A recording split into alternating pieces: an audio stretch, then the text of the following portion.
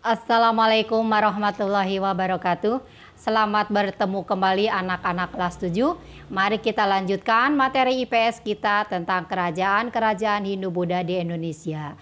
Semoga kalian dalam keadaan sehat walafiat, diberkahi dan diberi kemudahan. Pada pertemuan yang sudah lalu kita sudah membahas tentang teori masuknya kebudayaan Hindu-Buddha ke Indonesia. Sebelum lanjut ke materi inti, maka seperti biasa kalian harus tahu tujuan pembelajaran agar kita fokus pada materi pembelajaran. Tujuan pembelajaran kita kali ini ada dua ya. Yang pertama, kalian harus dapat mengisi tabel yang berisi tentang apa nama kerajaannya, di mana lokasinya, siapa nama rajanya, kemudian corak agama apa yang dianut, Hindu atau Buddha. Hindu atau Buddha, kemudian Hindu Buddha. Nah, kemudian yang kedua, kalian harus dapat menguraikan manfaat mempelajari kerajaan-kerajaan Hindu Buddha di Indonesia. Nah, mari kita bahas satu persatu. Ini adalah sesi pertama ya, karena kerajaan Hindu Buddha di Indonesia banyak, jadi ibu bagi dua sesi. Ini sesi pertama. Sesi pertama kita akan membahas tentang kerajaan Kutai, kemudian Tarumanegara dan Sriwijaya. Kita bahas yang pertama adalah kerajaan Kutai. Nah, kerajaan Kutai ini merupakan kerajaan bercorak Hindu pertama di Indonesia. Kemudian di mana letaknya? Nah, kerajaan Kutai ini terletak di Muara Kaman, di daerah Kalimantan Timur. Kemudian didirikan sekitar abad ke-5 Masehi oleh Kundungga. Lalu Kundungga digantikan oleh anaknya yang bernama Aswawarman. Nah, Aswawarman ini merupakan sudah ada pengaruh dari namanya ya, pengaruh Hindu. Kemudian Aswawarman digantikan oleh putranya yang bernama Mulawarman. Nah, pada masa Mulawarman ini kerajaan Kutai mengalami kejayaan. Lalu corak agama yang dianutnya adalah agama Hindu. Sekali lagi, pada masa Mulawarman ini kerajaan Kutai mengalami kejayaan. Nah, pada masa Mulawarman ini berhasil meningkatkan kesejahteraan rakyat yang disebabkan kebijaksanaan dan kedermawanannya. Nah, mengalami kemajuan di bidang pertanian, peternakan, dan perdagangan. Terbukti dari keterangan salah satu yupa bahwa Raja Mulawarman telah memberi sedekah sebanyak 20.000 ekor sapi kepada para Brahmana. Serta keterangan lainnya bahwa dia melaksanakan selamatan dengan emas yang banyak. Nah, itu melambangkan kemakmuran pada masa Mulawarman. Lalu sekarang kemunduran atau keruntuhannya. Kerajaan Kutai atau Mardipura runtuh pada abad ke-16. Lama ya. Di masa pemerintahan Maharaja Dharma. Setelah ditaklukkan kerajaan Kutai Kertanegara, setelah ditaklukkan kerajaan Kutai, ia tewas di tangan Aji Pangeran Anum Mendapa. Nah, sumber sejarah yang memuat keterangan akan adanya kerajaan Kutai berasal dari 7 buah prasasti dalam 7 buah tiang batu yang dikenal juga dengan nama Yupa. Nah, pada prasasti Yupa ini menggunakan huruf Pallawa yang biasa digunakan oleh orang-orang India Selatan dengan bahasa Sangskrita. Nah, itu sekilas tentang kerajaan Kutai. Kemudian yang berikutnya adalah tentang kerajaan Tarumanegara. Tarumanegara ini merupakan kerajaan Hindu pertama di Pulau Jawa. Nah, kerajaan Tarumanegara merupakan kerajaan yang bercorak Hindu yang terletak di sekitaran Pulau Jawa bagian barat. Lebak, Banten, dekat Sungai Citarum. Didirikan sekitar abad ke-4 Masehi oleh Raja Guru Jayasingawarman. Kemudian raja yang terkenal adalah Purnawarman. Corak agama yang dianut adalah Hindu. Nah, masa kejayaannya, Raja Purnawarman memerintah dengan jujur, adil, dan arif.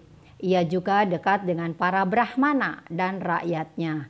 Berhasil memajukan bidang pertanian setelah menggali dan membangun saluran irigasi sepanjang 6.112 tumbak atau sekitar 11 km yang disebut Sungai Gomati. Nah, kemudian masa kemunduran atau keruntuhannya. Kerajaan Tarumanegara ini runtuh di masa pemerintahan Raja ke-12 Linggawarman pada abad ke-7 Masehi akibat adanya pengalihan kekuasaan kepada menantunya Tarusbaya. Namun Tarusbaya mengalihkan pusat kerajaan Tarumanegara ke kerajaannya sendiri, yaitu Kerajaan Sunda, bawahan Tarumanegara. Faktor lain penyebab runtuhnya kerajaan Tarumanegara adanya serangan dari kerajaan Majapahit. Nah, dari mana kita mendapatkan sumber tentang kerajaan Tarumanegara ini? Sumber dari dalam negeri berupa 7 buah prasasti yang ditemukan, 5 di daerah Bogor, 1 di Jakarta, dan 1 di Lebak, Banten. Beberapa peninggalan yang sering menjadi rujukan utama untuk mengkaji kerajaan ini adalah prasasti Kebon Kopi, prasasti Tugu, prasasti Cidanghiang, prasasti Ciaruten, prasasti Muara Cianten, prasasti Jambu, dan prasasti Pasir Awi. Nah, itu sekilas tentang kerajaan Tarumanegara. Nah, yang berikutnya adalah tentang kerajaan Sriwijaya.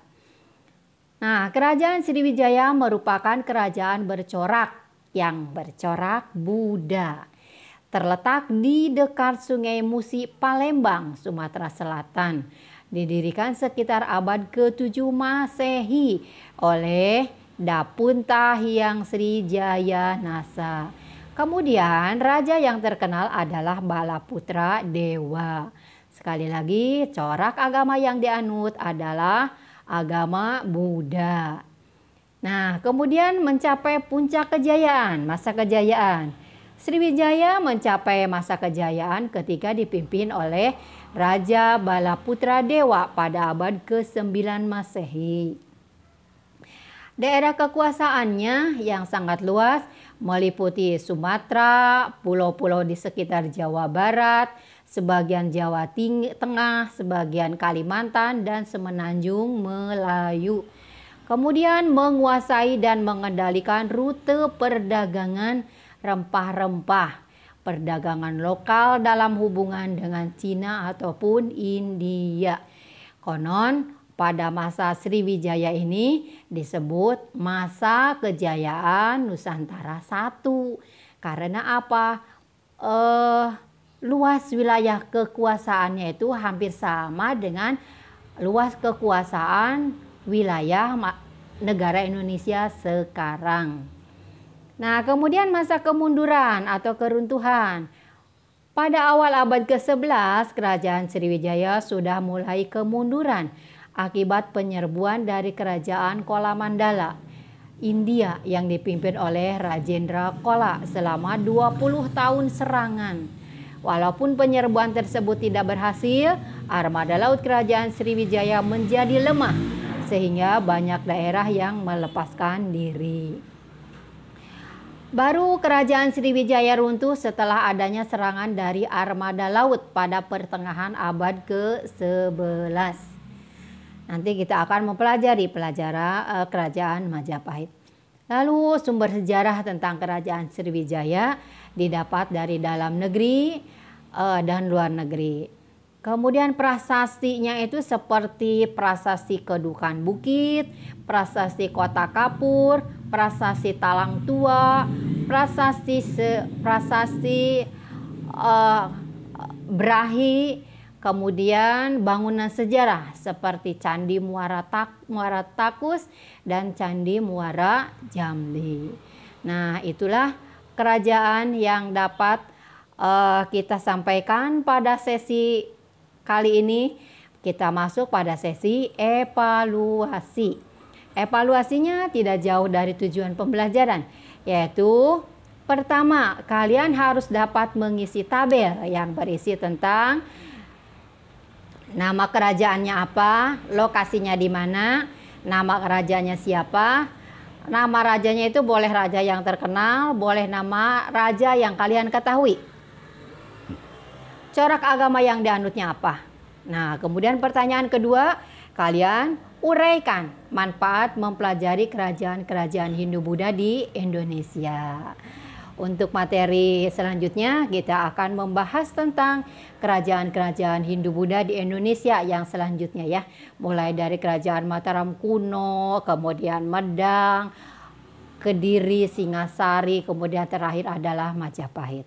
Demikian materi yang dapat Ibu sampaikan, semoga bermanfaat. Wawasan dan pengetahuan kalian semoga semakin bertambah. Ibu akhiri, wabillahi taufiq wal hidayah. Wassalamualaikum warahmatullahi wabarakatuh.